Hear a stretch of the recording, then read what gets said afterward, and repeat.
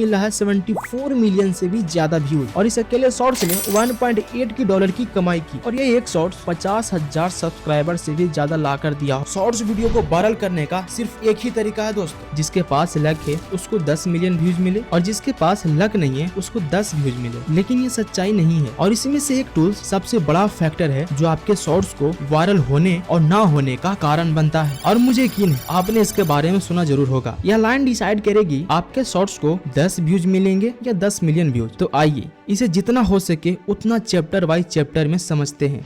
Shorts video को viral करने का लॉजिक बड़ा सिंपल है दोस्तों। YouTube क्रिएटर्स को एक टूल्स देता है जिसका नाम है ऑडियंस रिटेंशन। इसे देखने के लिए बाइट स्टूडियो ओपन करिए और जिसका भी रिटेंशन देखना है उस पर क्लिक करिए और इस एनालिटिक्स पे क्लिक करिए। आपको यहाँ ऑडियंस रिटेंशन दिखाई देगा। आप जितना इसको बढ़ाएंगे आपका शॉर्ट्स उतना ही वायरल होता जाएगा। लेकिन समस्या ये हो जाता है कि कई लोगों को ये भी ज्यादा होने के बाद भी शॉर्ट्स को व्यूज मिलता ही नहीं। इसे समझने से पहले इसके पीछे साइंस को समझते हैं और इसे कैसे बढ़ाया जाता है ये भी जानते हैं। आपने कभी सोचा है कि 10 मिलियन व्यूज और 10 व्यूज वाले शॉर्ट्स पे क्या अंतर है? बहुत से लोग ये सोचकर इग्नोर कर देते हैं कि ये तो लक है, जिसके पास लक है उसको 10 मिलियन व्यूज मिले और जिसके पास लक नहीं है उसको 10 व्यूज मिले। लेकिन ये सच्चाई नहीं है। मैंने कई सारे वायरल शॉर्ट्स पे एक्सपेरिमेंट किया है और कई सारे चैनल को एनालिसिस करने के बाद और इस पूरी प्रोसेस में एक बात तो क्लियर हो गई है कि शॉर्ट्स बनाने के पीछे एक साइंस है और एक बार आप इस पे महारत हासिल कर लेते हैं तो लाखों व्यूज ला सकते हैं और वायरल शॉर्ट्स को लक के नजरिए से देखना बंद कर देंगे।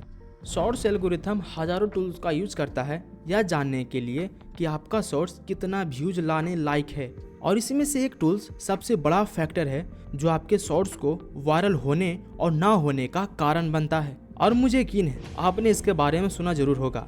यह लाइन डिसाइड करेगी आपके शॉर्ट्स को 10 व्यूज मिलेंगे या 10 मिलियन व्यूज। तो आइए इसे जितना हो सके उतना चैप्टर वाइज चैप्टर में समझते हैं।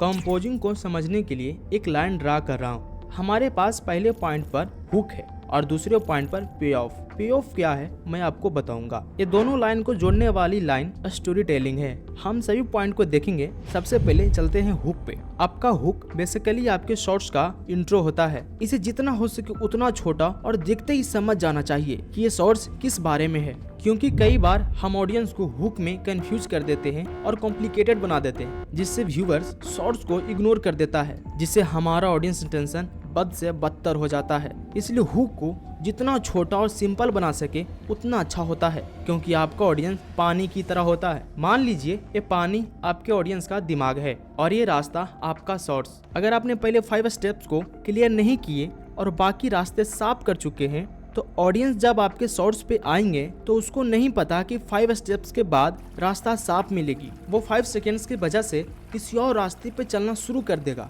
और आपको लगेगा कि मैंने तो शॉर्ट्स पे इतनी मेहनत की लेकिन कोई भी क्यों नहीं देखता, और आप इसे लक समझकर डिमोटिवेट और सैड फील करने लगते हैं। क्या होता अगर आपने पहले 5 कदम को पूरी तरह साफ रखते? अगर आप 5 कदम को साफ कर देंगे तो ऑडियंस उसी तरह आपके शॉर्ट्स को भी देखेंगे जैसे वायरल शॉर्ट्स को देखते हैं। इसीलिए अपने हुक के पहले 5 सेकेंड में कुछ ऐसा करिए कि ऑडियंस को आगे देखने का मन करे। 5 सेकेंड से कम समय में यह सब कुछ फिट करना मुश्किल लग सकता है, लेकिन यह करना उतना भी मुश्किल नहीं है कि नहीं होगा। आप अपने नीच के वायरल शॉर्ट्स को देखिए और ये समझने की कोशिश करिए इसने हुक को कैसे किया जो शॉर्ट्स वायरल हो गया। Music, sound effects, visual, editing सभी कुछ पर नजर रखना, क्योंकि छोटी से छोटी चीज भी वीडियो वायरल करा सकता है। अब आपका शॉर्ट्स आगे बढ़ने के लिए तैयार है। आप हुक के जरिए 5 सेकंड तो रोक लेंगे, लेकिन अगर हमने अंत तक प्लानिंग नहीं करेंगे तो वह पे ऑफ तक पहुंचने से पहले ही हमसे दूर चले जाएंगे। इसीलिए कहानी के जरिए उसे अंत तक रोक के रखना बहुत जरूरी है। यह पार्ट काफी इंटरेस्टिंग है, क्योंकि आप स्टोरी टेलिंग का उपयोग कैसे करते हैं यह आपके नीच पे काफी डिपेंड करता है। अगर आपका नीच इस टाइप का है जिसमें आप वॉइस ओवर और अपना या स्टॉक फुटेज का इस्तेमाल से शॉर्ट्स क्रिएट करते हैं, क्योंकि इस टाइप का शॉर्ट्स काफी सारे कैटेगरी वाले सेम तरीके से क्रिएट करते हैं, जैसे facts, mini blog, gaming, tech, faceless, ऐसे बहुत सारे चैनल हैं जो इसी तरह से शॉर्ट क्रिएट करते हैं। अगर आप इस तरह का शॉर्ट्स क्रिएट करते हैं तो आप अपने स्क्रिप्ट में सस्पेंसफुल वर्ड का यूज करें, जैसे लेकिन, हालांकि, चौंका देगा और रुको, बताता हूँ, क्योंकि, ये सभी सस्पेंसफुल वर्ड्स है और इसका इस्तेमाल इसलिए करना क्योंकि यह लोगों को रोक कर रखता है कि आगे आप क्या कहने वाले हैं। ऐसे ही 100 वर्ड्स का PDF डिस्क्रिप्शन में लिंक दे दूंगा, आप डाउनलोड कर लेना। अगर आप फेसलेस शॉर्ट्स क्रिएट करते हैं तो आप स्टोरी टेलिंग पे ज्यादा ध्यान दीजिए। अगर आपको स्टोरी टेलिंग में महारत हासिल करनी है तो आप अपने नीच के वायरल शॉर्ट्स को डेली 1 घंटा एनालिसिस करिए कि किस सिचुएशन में क्या बोल रहा है और कैसे बोल रहा है। अगर आप ये डेली करते हैं लगातार 30 दिन तक तो आप किसी भी ऑडियंस को अपने शॉर्ट्स पे रोक सकते हैं। हमने स्टोरी टेलिंग और हुक को ठीक कर लिया है तो आइए पे ऑफ की ओर बढ़ते हैं। याद है मैंने आपको स्टार्टिंग में बोला था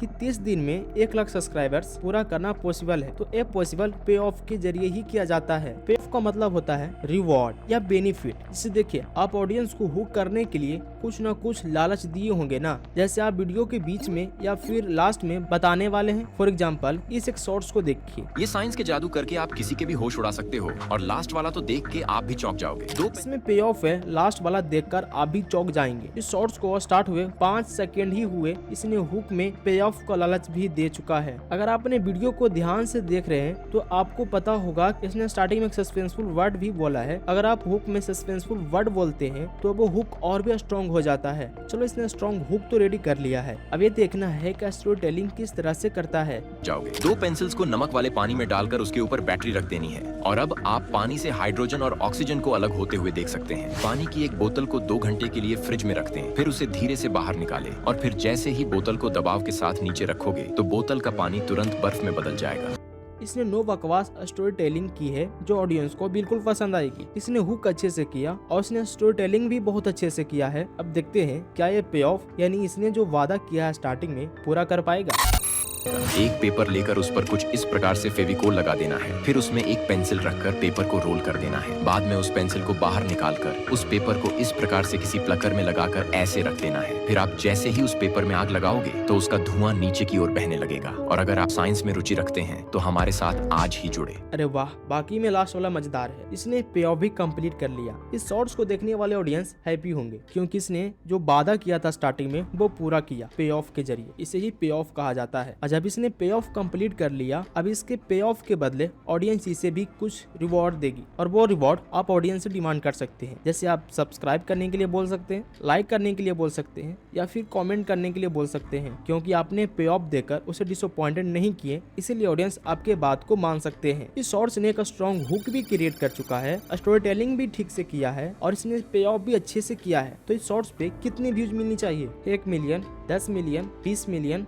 अरे नहीं, इस पे मिल रहा है 74 मिलियन से भी ज्यादा व्यूज और इस अकेले शॉर्ट्स ने $1.8 की कमाई की और ये एक शॉर्ट्स 50,000 सब्सक्राइबर से भी ज्यादा ला कर दिया होगा। अगर आप इस ट्रिक को बार बार अप्लाई करते हैं तो आप 1 महीने के अंदर 1 लाख सब्सक्राइबर से पार कर जाएंगे। अब आप बताओ, ये लक है या फिर साइंस? अब मैं आपको वो तरीका सिखाने वाला हूँ जो बहुत आसान है और आपके लिए 1 महीने में 1 लाख सब्सक्राइबर्स लाने में और भी हेल्प करेगा। ठीक है, शॉर्ट्स पे व्यूज लाने का ये थोड़ा अनएथिकल तरीका है, लेकिन ये बहुत अच्छे से काम करता है। हर दिन यूट्यूब पे हजारों शॉर्ट्स पब्लिश होता है जिसमें 90% शॉर्ट्स फेल हो जाती है और 10% शॉर्ट्स वायरल हो जाती है। तो अगर हमें 10% में जगह बनानी है तो आपको शॉर्ट्स एल्गोरिथम को बहुत अच्छे से समझने की आवश्यकता है। एल्गोरिथम क्या है इसे जानने के लिए महीनों का एक्सपीरियंस चाहिए, लेकिन यहीं पे न्यू क्रिएटर्स बिना एल्गोरिथम के समझे शॉर्ट्स अपलोड करते हैं तो वे 90% वाले शॉर्ट्स में फंस जाते हैं क्योंकि उनको कुछ आइडिया नहीं होता है कि कौन सा शॉर्ट्स चलेगा और कौन सा नहीं। इसीलिए न्यू क्रिएटर को अगर फास्ट ट्रैक से टॉप 10 में पहुंचना है बिना एल्गोरिथम एक्सपीरियंस के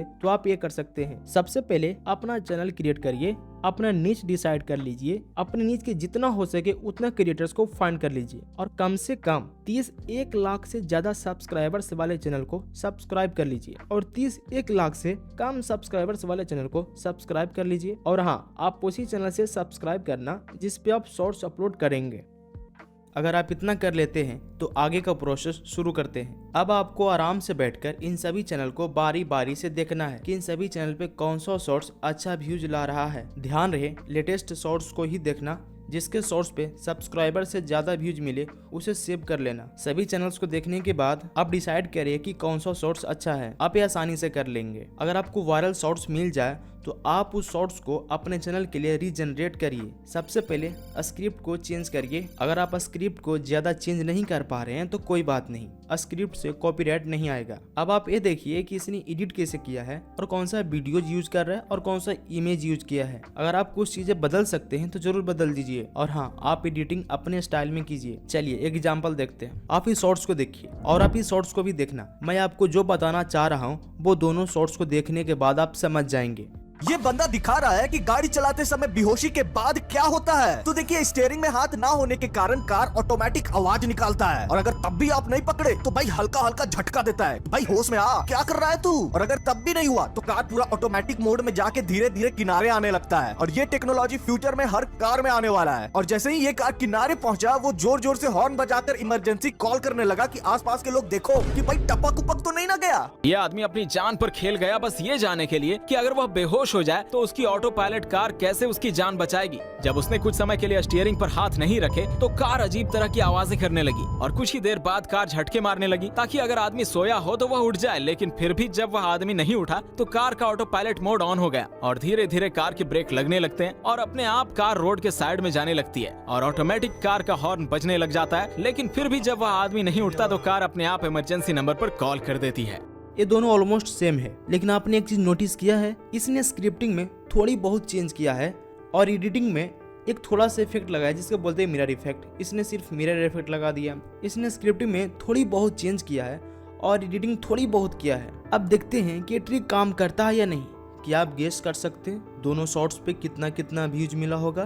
दोनों शॉर्ट्स पे ऑलमोस्ट सेम व्यूज मिला है दोस्तों। 21 मिलियन से भी ज्यादा इस शॉर्ट्स पर भी और 21 मिलियन से भी ज्यादा इस शॉर्ट्स पर भी। इन दोनों पे लगभग सेम व्यूज है दोस्तों। अब आप बोलेंगे ऐसा कैसे हो सकता है, तो मैं आपको इसके पीछे का साइंस भी बता दूंगा। तो अब आप बताओ ये ट्रिक काम करता है या नहीं। अगर आप इस तरह करेंगे तो आपको मेहनत भी कम लगेगा और आपका चैनल भी मोनेटाइज हो जाएगी और कॉपीराइट का कोई टेंशन नहीं रहेगा। अब आपको इसके पीछे का साइंस बता देता हूँ जिससे आप पूरी तरह समझ जाएंगे।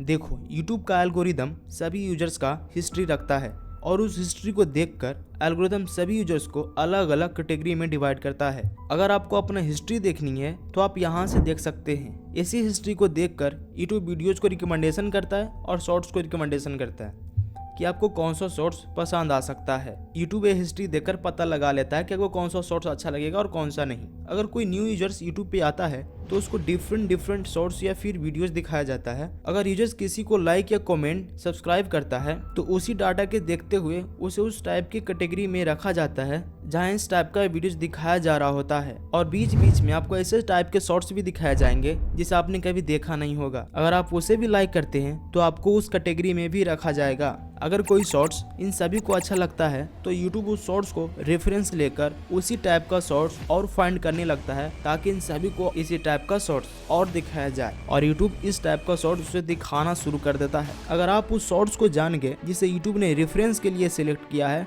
तो आप उस शॉर्ट्स को रीजनरेट करके यूट्यूब एल्गोरिदम को मजबूर कर सकते हैं आपके शॉर्ट्स को ऑडियंस को दिखाने के लिए और आपके शॉर्ट्स को उसी ऑडियंस को दिखाया जाएगा जिसे आप दिखाना चाहते हैं।